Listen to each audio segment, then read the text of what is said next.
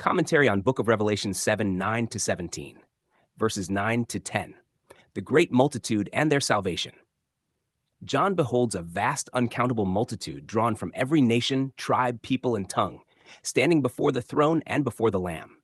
This scene unveils the full scope of redemption, not limited to a single ethnic group, but extending universally. Their white robes signify a righteousness not achieved by personal merit, but granted through identification with the Lamb. The palm branches echo victory and celebration, reminiscent of triumphal processions. Their cry, "Salvation belongs to our God and to the Lamb," places the entirety of deliverance in divine accomplishment. Salvation is not presented as a process in progress, but as a completed reality attributed wholly to God and the Lamb. Verses 11 to 12. Heavenly acknowledgement. The angels, elders, and living creatures respond in unified worship, affirming what the multitude declares. The sevenfold doxology, blessing, glory, wisdom, thanksgiving, honor, power, and might, emphasizes the completeness and perfection of God's nature and work. Heaven itself bears witness to the sufficiency and finality of what has been accomplished. Verses 13 to 14, identity of the multitude. The question posed to John highlights the identity of this multitude, those who came out of the Great Tribulation. This tribulation is not portrayed as a distant, undefined future event, but as a specific period of intense covenantal transition. It reflects the climactic end of the old order and the establishment of the new.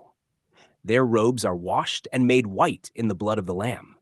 This paradox, cleansing through blood, reveals that purity is derived entirely from the sacrificial work of the Lamb.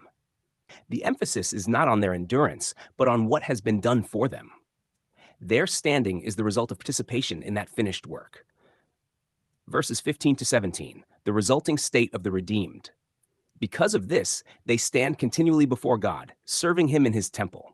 The imagery suggests uninterrupted access and fellowship. The temple language points beyond a physical structure to the reality of God's dwelling with His people. He who sits on the throne will dwell among them signals the fulfillment of covenant promises.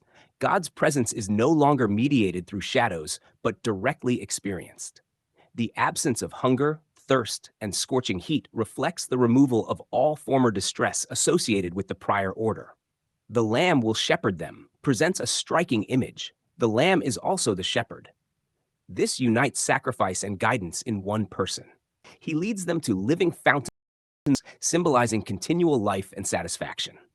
Finally, God will wipe away every tear from their eyes, expresses the complete removal of sorrow. This is not a partial comfort, but a total transformation of condition. What was marked by suffering is now defined by unbroken joy and rest. Summary insight. This passage portrays the consummation of redemption as a present, realized reality for the multitude. It emphasizes the completeness of the Lamb's work, the universality of its reach, and the immediate access and restoration it brings. The scene is not anticipatory but declarative, revealing a finished victory, a fulfilled promise, and an established dwelling between God and His people.